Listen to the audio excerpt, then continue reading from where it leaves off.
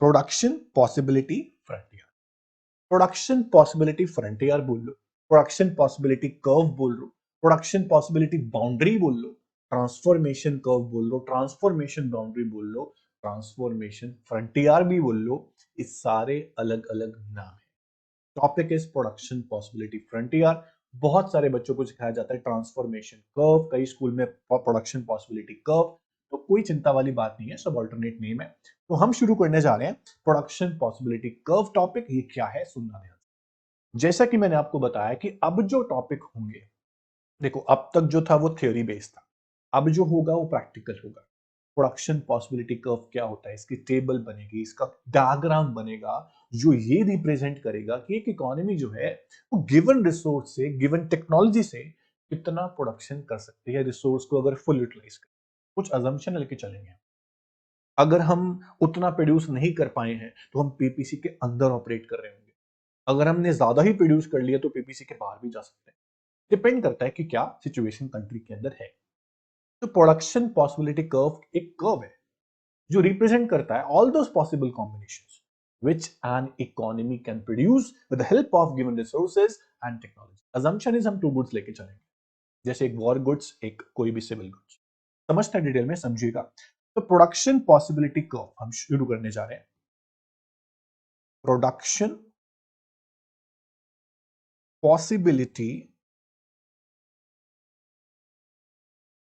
Curve, PPC, इसको आप PPF भी बोल सकते हो, बहुत सारे नाम मैंने आपको बताए। तो प्रोडक्शन पॉसिबिलिटी कर्व ये क्या है? जब भी टॉपिक एग्जाम में आएगा, 4 मार्क्स में, 3 मार्क्स में, जैसे भी आए, तो सबसे पहले बताएंगे आप इसका मीनिंग की होता क्या है। तो आप सब जानते हैं पीपीसी एक कर्व है। It is a curve which shows all possible combinations, all possible combinations of two goods। हम दो गुड्स लेके चलेंगे, assumption है, which an economy can produce, which an economy can produce with the help of, with the help of given resources and technology। अब इसका मतलब है क्या, सुनिएगा ध्यान से। कुछ assumptions हम जरूर लेके चलेंगे, assumptions के बिना ये टॉपिक इनकम्प्लीट है, अधूरा है। assumptions सबसे पहले ये कि हम दो गुड्स लेके चल रहे हैं, टू गुड्स। टेक्नोलॉजी और रिसोर्सेस कांस्टेंट है, गिवन है, आपको बढ़ नहीं रहे, कम भी नहीं हो रहे। हम मान के चल रहे हैं all the resources are equally efficient, और हम रिसोर्सेज का ऑप्टिमम यूटिलाइजेशन कर रहे हैं, ऑप्टिमम यूटिलाइजेशन हम करेंगे, ये हम अजम्पशन मान के चल रहे हैं। ये बेसिक अजम्पशंस हैं, इनको लेकर हम टॉपिक समझा सकते हैं। अब दूसरी बात ये है कि अगर आपको एक गुड का प्रोडक्शन बढ़ाना है तो आप सब जानते हैं दूसरी गुड का प्रोडक्शन आपको कम करना पड़ेगा, बिकॉज रिसोर्सेज आर लिमिटेड। मैंने assumption लिया रिसोर्सेज आर गिवन, मतलब लिमिटेड। ओके, तो हम क्या करेंगे, हम पीपीसी कर्व बनाने के लिए सबसे पहले एक शेड्यूल बनाएंगे जहां हम दो गुड्स को दिखाएंगे, और सबसे पहला कॉलम जो बनेगा दोस्तों वो बनेगा कॉम्बिनेशन। इसका बनेगा कॉम्बिनेशंस का। पीपीसी क्या है मैं आपको समझा रहा हूं, आप 5 मिनट बस ध्यान से सुनो, आपको सारा टॉपिक अच्छे से समझ में आ जाएगा। कॉम्बिनेशंस के बाद हम क्या करेंगे, हम कोई भी एक वॉर गुड, एग्जांपल गन्स का प्रोडक्शन ले लेते हैं। उसके बाद दूसरी एक सिविल गुड ले लेते हैं, जैसे कि बटर। ठीक है, एक हमने गन्स ले लिया, एक हमने बटर का प्रोडक्शन ले लिया। उसके बाद एक और कॉलम आप बनाएंगे जिसमें आप लिखेंगे M R T, marginal rate of transformation. ठीक है, ये क्या होता है समझाऊंगा मैं आपको अभी। अब सबसे पहले हम कॉम्बिनेशंस में लिखते हैं, combination A, B, C, D, ई, आगे और बनेंगे तो बनाएंगे। अब सोचिए, आपके कंट्री में, आपकी इकोनॉमी में जितने भी रिसोर्सेज हैं, आपने सारे रिसोर्सेज मान लीजिए बटर के प्रोडक्शन में लगा दिए, सारे रिसोर्सेज आपने बटर के प्रोडक्शन में लगा दिए, तो आप गन्स बिल्कुल भी प्रोड्यूस नहीं कर पाएंगे। ये सुनो, और आपने बटर ही बटर प्रोड्यूस किया, मान लो आपने बटर जो प्रोड्यूस किया वो 15 यूनिट्स किया, कितना यूनिट्स? 15 यूनिट्स ऑफ बटर मान लीजिए। अब आप गन्स का प्रोडक्शन बढ़ाना चाहते हो, ऑब्वियसली बात है, आपको गन्स का प्रोडक्शन बढ़ाना है, तो बटर में से रिसोर्स निकाल के आपको गन्स में डालने पड़ेंगे रिसोर्सेस, तब जाके गन्स का प्रोडक्शन बढ़ पाएगा। ऑब्वियस गन को सेक्रीफाइस करना पड़ेगा, मैंने सेक्रीफाइस कर दिया, मैंने मान लीजिए 14 यूनिट्स प्रोड्यूस करी है गन्स बटर की और गन्स की वन बनाने के लिए। अब क्वेश्चन ये आता है कि अगली बार जब मैं फिर से गन्स का प्रोडक्शन बढ़ाना चाहूंगा, ऑब्वियस है बटर का प्रोडक्शन कम करना पड़ेगा, लेकिन मैं कौन से रेट से बटर का प्रोडक्शन कम? मैंने पहले 1 यूनिट बटर की कम किया, 1 यूनिट गन की बढ़ानी थी, लेकिन अब मेरे को बटर की कम से कम 2 यूनिट्स कम करनी पड़ेंगी 1 यूनिट गन की बढ़ाने के लिए। ऐसा क्यों सर? हम ही मानते हैं जब भी रिसोर्सेस को आप एक गुड के प्रोडक्शन से निकालोगे और दूसरी गुड के प्रोडक्शन में डालोगे तो रिसोर्सेज वेस्ट भी होंगे। मानते हो कि नहीं मानते हो? तो हमें ज्यादा से ज्यादा रिसोर्सेस निकालने पड़ते हैं 1 यूनिट ऑफ गुड बढ़ाने के लिए। अब मैं 1 से कम किया, फिर मैंने 2 से कम किया, अब मैं अगली बार जब गन्स का प्रोडक्शन बढ़ाऊंगा मैं बटर को 3 यूनिट से कम करूंगा। कितने से? 3 यूनिट से। जब मैं फिर से गन्स का प्रोडक्शन बढ़ाना चाहूंगा तो मैं बटर को 4 यूनिट से कम करूंगा। मैंने लिखा यहां पर 5। पहले मैंने 1 से कम किया, फिर मैंने 2 से कम किया, फिर मैंने 3 से कम किया, फिर मैंने 4 से कम किया। अब मैं फिर से अगर गन्स का प्रोडक्शन बढ़ाना चाहता हूं 1 यूनिट और, तो मुझे बटर की 5 यूनिट सेक्रीफाइस करनी पड़ेंगी, मतलब 0 हो गया। ध्यान रखें कि आपको ज्यादा से ज्यादा यूनिट्स सेक्रीफाइस करनी पड़ती हैं to produce 1 more unit of guns. ऐसा क्यों? इसका रीजन क्या मैंने बताया आपको कि रिसोर्सेज जब ट्रांसफॉर्म करते हैं हम, जब रिसोर्सेज को ट्रांसफॉर्म करते हैं, ट्रांसफर करते हैं प्रोडक्शन ऑफ वन गुड्स यानी बटर से गन में, तो रिसोर्सेज वेस्ट भी होंगे। आपको ज्यादा से ज्यादा रिसोर्सेज सेक्रीफाइस करने पड़ेंगे to produce 1 more unit of guns. तो पहले 1 सेक्रीफाइस, फिर 2 सेक्रीफाइस, फिर 3 सेक्रीफाइस, फिर 4 सेक्रीफाइस, फिर 5 सेक्रीफाइस। ये रूल है कि आपका जो सेक्रीफाइस रेशियो होगा वो इंक्रीजिंग होगा। What is MRT? एमआरटी अब समझ में आएगा आपको, मैं लिख रहा हूं, it is the ratio of, सुनना, it is the ratio of loss of good Y to gain of good X. ध्यान से सुनना, जिस कॉमोडिटी को हमने सेक्रीफाइस किया है उसकी यूनिट्स डिवाइड बाय जिसको हमने गेन किया है उसकी यूनिट्स, उसके रेशियो को बोलते हैं एमआरटी। अभी कोई रेशियो नहीं है, हमने बटर को लॉस किया 1, गन्स को गेन किया 1, तो ratio is 1:1। Loss upon gain, ध्यान रखना, M R T is equal to loss upon gain. Loss किसका? जो भी आप सेक्रीफाइस कर रहे हो वाई, और गेन किसका? जो भी आपके पास एक्स, यानी मेरे पास गन है, तो लॉस ऑफ बटर और गेन ऑफ गन। तो लॉस पहले 1 का किया, फिर 2 का लॉस किया, गेन 1 का किया, फिर 3 का लॉस किया, गेन 1 का ही कर रहे हैं हम गन्स का, गेन 1 का, ये देखो आप 1 2 3 1 1 का गेन कर रहे हैं। फिर लॉस 4 का हुआ, गेन 1 का, फिर लॉस 5 का हुआ, गेन 1 का। तो लॉस अपॉन गेन के रेशियो को बोलते हैं एमआरटी, फुल फॉर्म है marginal rate of transformation. Marginal rate of transformation. ध्यान से सुनना, प्रोडक्शन पॉसिबिलिटी कर्व का रूल है कि आप जब भी गेन करेंगे किसी एक गुड को, दूसरे को सेक्रीफाइस करना पड़ेगा, तो लॉजिक है, रिसोर्स लिमिटेड है। लेकिन आप जब लॉस करेंगे तो आप इंक्रीजिंग रेट से लॉस करेंगे, पहले 1 सेक्रीफाइस, फिर 2 सेक्रीफाइस, फिर 3 सेक्रीफाइस, फिर 4 सेक्रीफाइस, फिर 5 सेक्रीफाइस, जब तक 0 ना हो जाए। ध्यान रखना, 0 पे शुरू करनी है टेबल और 0 पर ही खत्म होनी चाहिए। ठीक है, ये आपको इंपॉर्टेंट बात बड़ी ध्यान रखनी है, कहीं आप 0 पे खत्म ना करो। 0 पे शुरू और 0 पे खत्म आपको करना है। यहां तक आपको समझ में आ गया होगा। ये आपका शेड्यूल इस तरह से बनेगा। हर चैप्टर में माइक्रो में हर शेड्यूल का लॉजिक होगा। यहां पर लॉजिक मैंने सिखा दिया आपको कि आप गन्स को बढ़ाएंगे तो बटर कम करेंगे, तो आप पहले ही सीख चुके हैं कि इकोनॉमी के अंदर रिसोर्स लिमिटेड है। अब आपने आज नया ये सीखा कि रिसोर्स लिमिटेड तो है, लेकिन जब ट्रांसफर करते हैं रिसोर्स को एक से दूसरे गुड में, तो ज्यादा सेक्रीफाइस करना पड़ता है। पहले 1 सेक्रीफाइस किया, फिर 2, फिर 3, फिर 4, फिर 5। इसे बोलते हैं एमआर। एमओसी भी होता है, मार्जिनल अपॉर्चुनिटी कॉस्ट, बाद में बताऊंगा। अभी इस टेबल से आप डायग्राम बना सकते हैं। तो डायग्राम में आप लोग क्या करेंगे, एक्स एक्सिस और वाई एक्सिस लेंगे। सबसे इंपॉर्टेंट बात आज की ये है कि एक्स एक्सिस पे हमेशा वो लें जो आपने गेन किया। आपने गन्स गेन किए तो यूनिट्स ऑफ गन्स एक्स पे लेंगे, और यहां पर यूनिट्स ऑफ बटर। तो गन्स एक्स एक्सिस पे, बटर वाई एक्सिस।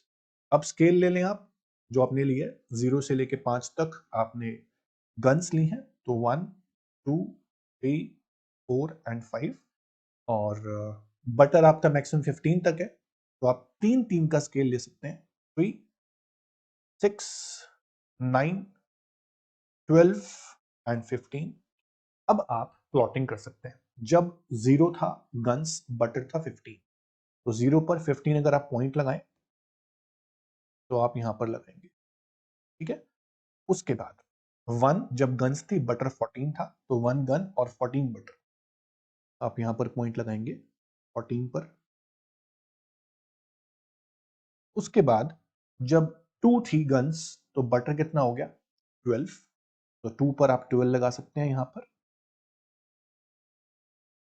2 पर 12। उसके बाद 3 guns and 9 butter, 3 guns 9 butter, very simple it is. उसके बाद 4 गन 5 बटर, यहां आप पॉइंट लगाएंगे। देन 5 गन्स 0 बटर, यहां आप पॉइंट लगाएंगे। अब आराम से आप इन सारे पॉइंट्स को ज्वाइन करेंगे। ज्वाइन करने पे आपको एक कर्व मिल रहा है जो स्ट्रेट लाइन नहीं है, कॉनकेव शेप का है। इसे मैं कॉम्बिनेशन ए नाम दे रहा हूं, इसको बी, इसको सी, इसको डी, इसको ई और इसको एफ। ये आपका जो बना है दोस्तों, ये है प्रोडक्शन पॉसिबिलिटी कर्व या फिर प्रोडक्शन पॉसिबिलिटी फ्रंटियर। अब इसकी डेफिनेशन सुनो, क्या मैच करती है जो मैं बोल रहा हूं इस डायग्राम से। PPC is a curve, PPC is a curve, yes it is a curve which shows all possible combinations A, B, C, D, E, F which an economy can produce with the help of given resources and technology। हम मानते हैं कि PPC के ऊपर जितने भी points हैं, all point shows full utilization of resources, full utilization of resources। PPC के ऊपर जितने भी पॉइंट्स हैं वो रिसोर्सेस का फुल यूटिलाइजेशन शो करते हैं, ये हम मान के चलते हैं, वेरी इंपॉर्टेंट, ठीक है। तो पीपीसी कर्व आपको यहां दिखाते हैं। पीपीसी कर्व या पीपीसी फ्रंटियर जो है एक कर्व है, ग्राफिकल प्रेजेंटेशन है, जो दो गुड्स की कॉम्बिनेशन शो करती है, इकोनॉमी जो प्रोड्यूस कर सकती है with help of given resources and technology, आपको समझ।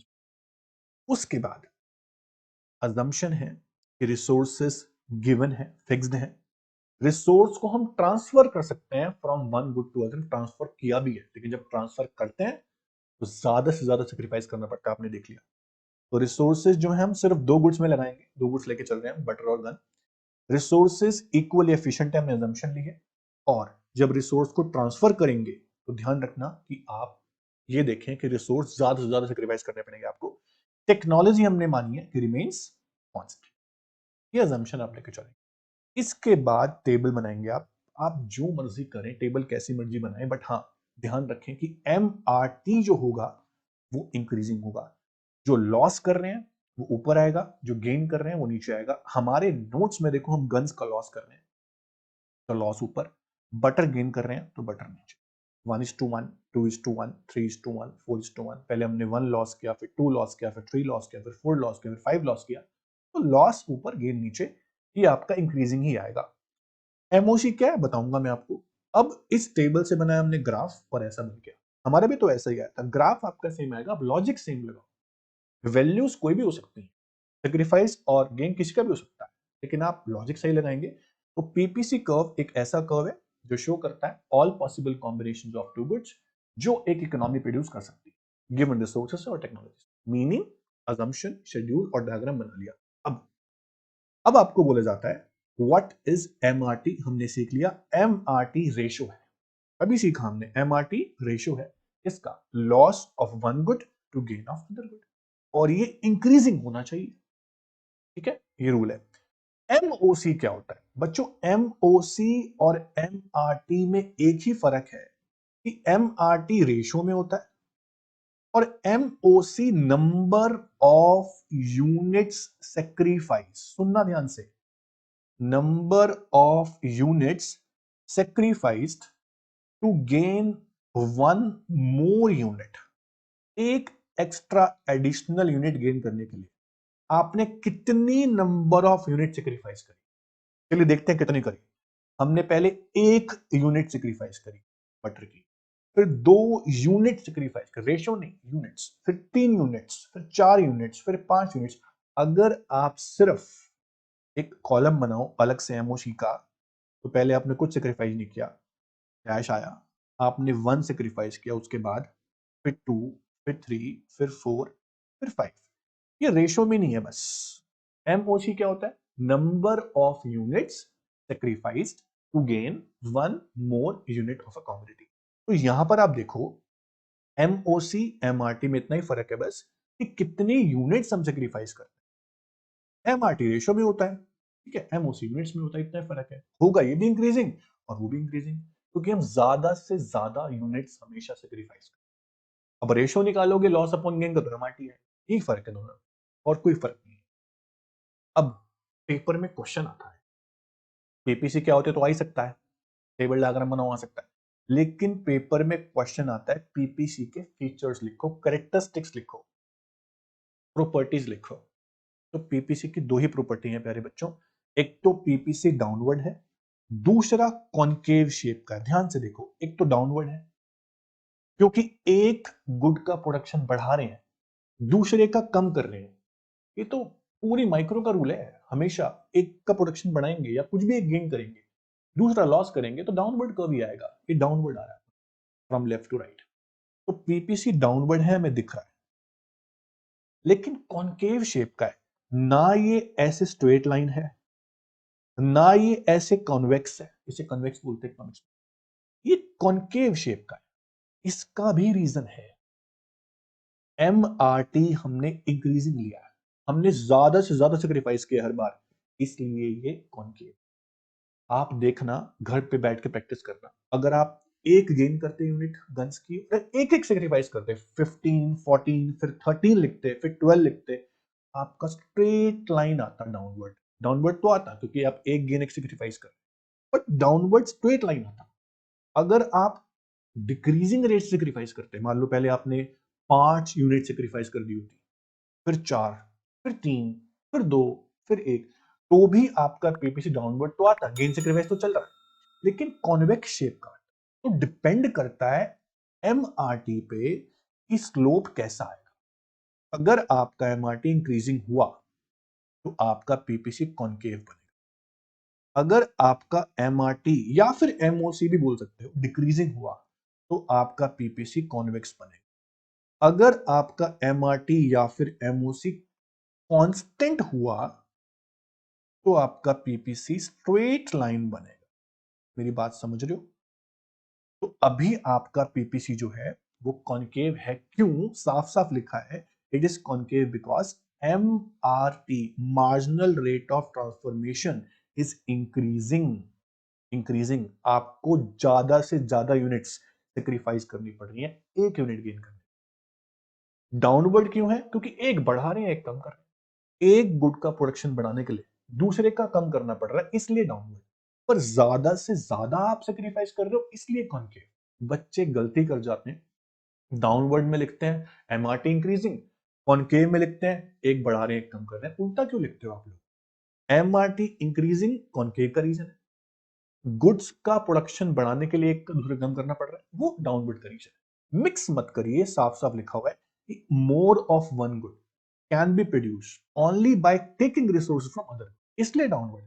But more and more sacrifice करेंगे, एमआरटी इंक्रीजिंग है, इसलिए कौन की।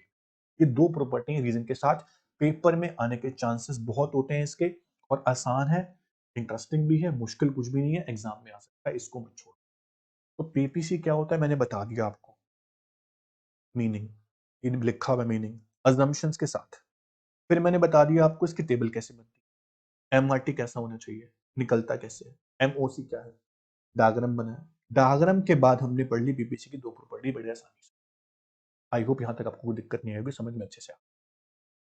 अब अगर मैं बात करूं कि मैंने एक चीज आपको बताई थी कि पीपीसी जब बनाते हैं आप, जब कोई भी पीपीसी बनता है तो हम मान के चलते हैं कि पीपीसी के ऊपर, जैसे ए कॉम्बिनेशन है, ये बी कॉम्बिनेशन है, ये सी कॉम्बिनेशन है, ये डी कॉम्बिनेशन है, ये ई कॉम्बिनेशन है, पीपीसी के ऊपर जितने भी कॉम्बिनेशन है, चाहे वो ए बी सी डी ई हो, ये सारे कॉम्बिनेशन शो करते हैं full utilisation of resource, full utilisation of resources.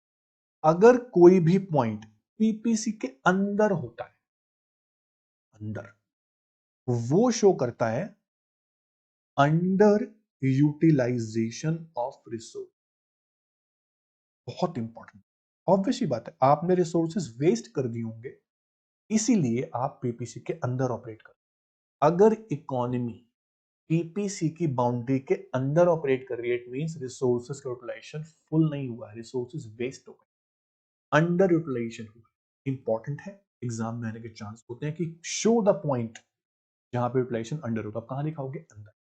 PPC के ऊपर जो पॉइंट्स है वो क्या शो करते हैं कि रिसोर्स का यूटिलाइजेशन पूरा हुआ है, फुल हुआ है, रिसोर्स कोई वेस्ट नहीं, जितना प्रोड्यूस हम कर सकते थे उतना हमने कर दिया। अगर कोई पॉइंट पीपीसी की बाउंड्री के बाहर होता है, एग्जांपल जी पॉइंट, ये शो करता है कि रिसोर्स में ग्रोथ हुई, ग्रोथ ऑफ रिसोर्स, समझ रहे हो, ग्रोथ ऑफ रिसोर्सेस। तो ये तीनों बातें आपको अच्छे से पता होंगी। अगर मैं आपसे एक सवाल पूछूं कि इसी डायग्राम में बताओ कि कौन से कॉम्बिनेशंस अटेनेबल कॉम्बिनेशंस हैं, कौन से कॉम्बिनेशंस अटेनेबल कॉम्बिनेशंस हैं,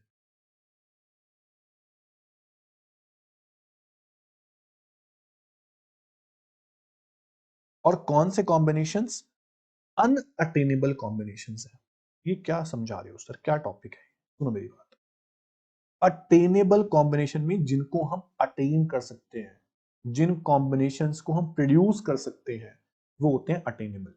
जिनको नहीं कर सकते वो होते हैं अनअटेनेबल या नॉन अटेनेबल कॉम्बिनेशंस। आप एक बात बताओ दोस्तों, अगर आप पीपीसी के ऊपर वाले कॉम्बिनेशन अटेन कर सकते हो, प्रोड्यूस कर सकते हो गिवन रिसोर्सेज से, तो क्या अंदर वाले नहीं कर सकते? सर कर सकते हैं। तो कोई भी कॉम्बिनेशंस, चाहे वो ऑन पीपीसी हो या फिर इनसाइड द पीपीसी हो, दोनों ही कॉम्बिनेशंस हमारे अटेनेबल कॉम्बिनेशंस होते हैं। Combination A B C D E and F. जो एफ कॉम्बिनेशन है, मान लिया वो पीपीसी के अंदर है, पर उसे हम अटेन तो कर सकते, उस पर प्रोड्यूस तो कर सकते हैं, रिसोर्स है हमारे पास। अगर मैं आपसे पूछूं क्या आप, अगर इतने रिसोर्स गिवन है आपको जो आपने A B C D point पे बनाए हैं, इतने रिसोर्स गिवन है, इन गिवन रिसोर्स से क्या आप पॉइंट जी तक प्रोड्यूस कर सकते हो? क्या आप पॉइंट जी तक प्रोड्यूस कर सकते हो? हम बोलेंगे नो, इतने रिसोर्स हमारे पास है नहीं, इसके लिए ग्रोथ चाहिए रिसोर्स। तो जी जो कॉम्बिनेशन है, सिर्फ कॉम्बिनेशन जी, कॉम्बिनेशन जी जो है वो है आपका अनअटेनेबल कॉम्बिनेशंस। इस पर हम नहीं जा सकते जब तक रिसोर्स में ग्रोथ नहीं होगी, गिवन रिसोर्सेस से इस कॉम्बिनेशन पे हम नहीं जा सकते, इसको बोलते हैं अनअटेनेबल कॉम्बिनेशन। तो जो पीपीसी के बाहर होता है, outside, outside the PPC boundary जो भी कॉम्बिनेशन है वो होगा अनअटेनेबल। अब होता क्या है अटेनेबल अनअटेनेबल, सुनो ध्यान से। Attainable combination are those combinations which economy can operate economy दो जगह ऑपरेट कर सकती है, या तो ऑन पीपीसी, जो पीपीसी के ऊपर कॉम्बिनेशन होते हैं, या फिर इनसाइड द पीपीसी, दोनों जगह ऑपरेट कर सकती है। अब ध्यान से देखो, combinations A B C D E, इन पांचों पॉइंट्स पे इकोनॉमी ऑपरेट कर सकती है। ए बी सी डी और यहां पर लिखा होगा ई, जो ई है वो इनसाइड है, ए बी सी डी है वो ऑन पीपीसी है। जो कॉम्बिनेशंस ऑन पीपीसी होते हैं वो क्या शो करते हैं? Optimum utilisation of resources. जो पीपीसी के अंदर होते हैं वो क्या शो करते हैं? इनएफिशिएंट या फिर अंडर यूटिलाइजेशन ऑफ रिसोर्सेज। दोनों ही पॉइंट्स पे इकोनॉमी ऑपरेट कर सकती है। तो दोनों ही कॉम्बिनेशंस हुए कौन से combinations? Attainable combinations, attainable combination. लेकिन जो कॉम्बिनेशंस पीपीसी के बाहर है, जैसे कि कॉम्बिनेशंस एफ, तो कॉम्बिनेशन एफ जो है वो होगा unattainable combination. With the given resources हम इस पर नहीं जा सकते, इकोनॉमी ऑपरेट नहीं कर सकती, जैसे कि पॉइंट एफ। देखो F point is unattainable combinations. इस डायग्राम की बात हो रही है, ध्यान से कर। तो आपको एग्जाम में अगर आया अटेनेबल और अनअटेनेबल कॉम्बिनेशंस को समझाओ, तो आप इस तरह से समझाओगे, पहले मीनिंग बताओगे और फिर डायग्राम बताओगे और डायग्राम में पॉइंट्स दिखाओगे, जैसे मैंने यहां पर बताया। तो अटेनेबल और अनअटेनेबल कॉम्बिनेशंस का टॉपिक इंपॉर्टेंट है। आई होप यहां तक आपको अच्छे से समझ में आ गया होगा पीपीसी क्या होता है, प्रॉपर्टीज क्या है, अटेनेबल कॉम्बिनेशंस कौन से हैं, अनअटेनेबल कॉम्बिनेशंस कौन। ठीक है। अब हमारे पास एक टॉपिक बचता है कि क्या पीपीसी स्ट्रेट लाइन हो सकता है? बोलेंगे यस। यस, अगर एम आर टी कॉन्स्टेंट हो। क्या पीपीसी कॉन्वेक्स हो सकता है? यस, अगर एम आर टी डिक्रीजिंग हो तो पीपीसी कॉन्वेक्स होगा। ये सारी बातें मैंने आपको बता दी थी यहां पर। अगर एम आर टी कॉन्स्टेंट है तो आपका पीपीसी स्ट्रेट लाइन आएगा। अगर एम आर टी डिक्रीजिंग है तो पीपीसी कॉन्वेक्स भी आ सकता है। ओरिजिनली पीपीसी कॉन्केव होता है, ये ध्यान रखना, ओरिजिनली पीपीसी कॉन्केव। बाकी दो जो हैं वो एक्सेप्शनल केसेस हैं, एक्सेप्शनल केसेस। ठीक है, हो सकता है अगर ये हो जाए तो। ओरिजिनली पीपीसी कॉन्केव होता है क्योंकि एमआरटी इंक्रीजिंग होता है। ये टॉपिक ऑल क्लियर आपको हो जाएगा। ठीक है, बस अब जो टॉपिक बचता है वो बचता है चेंज इन पीपीएफ। क्या पीपीएफ शिफ्ट हो सकता है, रोटेट हो सकता है? हम बोलेंगे यस। ये टॉपिक मैं आपको कराऊंगा नेक्स्ट क्लास। आज सारा करा दूंगा, अब कितना समझोगे? ठीक है, एक क्लास और करेंगे ये टॉपिक। डन। तो आज के लिए इतना ही। आज जितना पीपीसी मैंने कराया अच्छे से रिवाइज करो। नेक्स्ट क्लास में मैं फिर से एक बार आपको रिवाइज कराऊंगा अच्छे से, और मैं पीपीसी की टेबल बनवाऊंगा आपसे, जहां एमआरटी कांस्टेंट भी दिखाऊंगा। अभी इंक्रीजिंग टेबल बनाएंगे, एग्जाम में आ सकता है पीपीसी कांस्टेंट कब बनेगा टेबल से बताऊं, कॉन्वेक्स की भी बताऊंगा, फिर पीपीसी शिफ्ट कैसे होता है, कब होता है बताऊंगा, और इनडायरेक्ट क्वेश्चंस भी कराऊंगा इसके, कि एग्जाम में पीपीसी के ऊपर indirect question, case based question कैसे। नेक्स्ट क्लास इंटरेस्टिंग होने वाली, इंपॉर्टेंट होने वाली। आज इतना रिवाइज करो अच्छे से, टेबल और डायग्राम की प्रैक्टिस करो, अपनी खुद की टेबल बनाओ जहां पे एमआरटी इंक्रीजिंग हो, 0 पे शुरू 0 पे खत्म। ओके, तब तक के लिए all the best, thank you so much, take care.